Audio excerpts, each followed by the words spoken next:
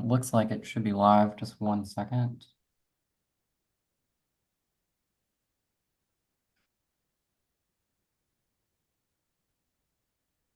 Okay, you're live. Okay, great.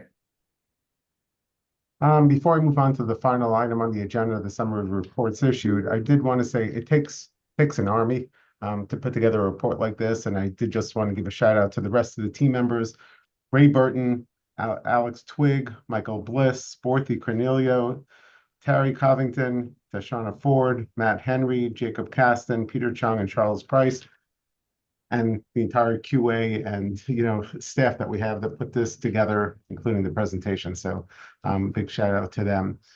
With that, I'll move on to the final item on the agenda, and that is the summary of reports issued that you should have all received. During the period from December 1st, 2023 through August 31st, 2004, OLA issued 53 reports.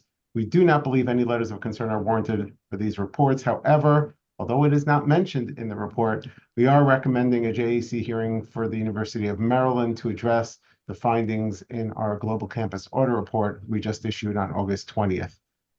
And that concludes my comments.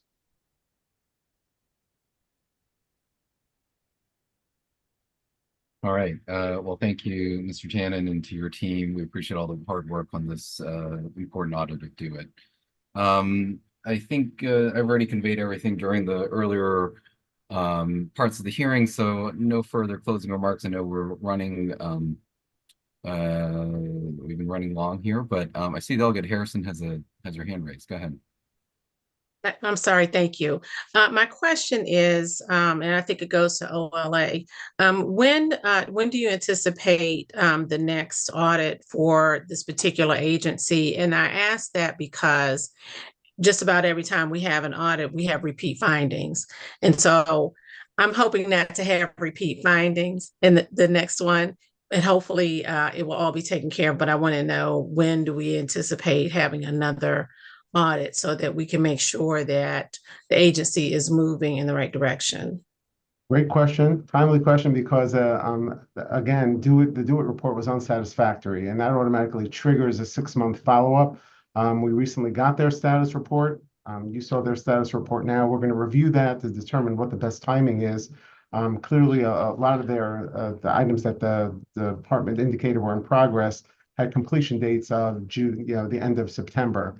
So we do want to make sure that we go in there and that the review is meaningful, so that we're actually looking, we're at a point where it's going to provide beneficial information to the committee. So over the next few months, I would guess, we will, depending on our review of those status reports, we should be back in there doing a review of the findings, and we should be able to provide the committee with an update. You do already, again, the status report accompanied their written correspondence, and it gave you an indication of where they stand. There's a large number of items that are in progress. Some of them go out a couple of years, depending on the significance or the complexity of implementing the change. But we should be able to, we will be going out there again over the next few months to go and look at what they've implemented and confirming the information on the status report that they provided. Thank you.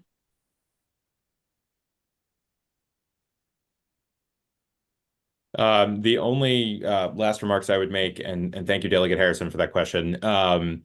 Just again, to the members of both committees, if you're interested in serving on the work group, please let us know as we go through final recommendations going into session. And to Brian's point, I also want to thank the joint audit staff. We could not do this without you. Eric, Deneen, and Madeline, thank you for thanks for making this work so smoothly. And Brian, thank you to you and your team, and congratulations again on the new position. We're excited to be working with you. Thank you. It's a pleasure. So in closing out our hearing for today, the next hearing of the Joint Audit and Evaluation Committee will be taking place October 15th. We'll be meeting with the Office of Program Evaluation and Government Accountability. And I think we'll have workforce development, prescription drugs, and neighborhood business works on the agenda. And as Mr. Tannen mentioned, there'll be a hearing on Tuesday, November 19th as well. That will include UMGC and USM. Seeing no further questions, nothing further from my House colleague co-chair, it looks like we can adjourn. Thank you so much for attending. I appreciate the participation of the other joint cyber committee as well. Take care.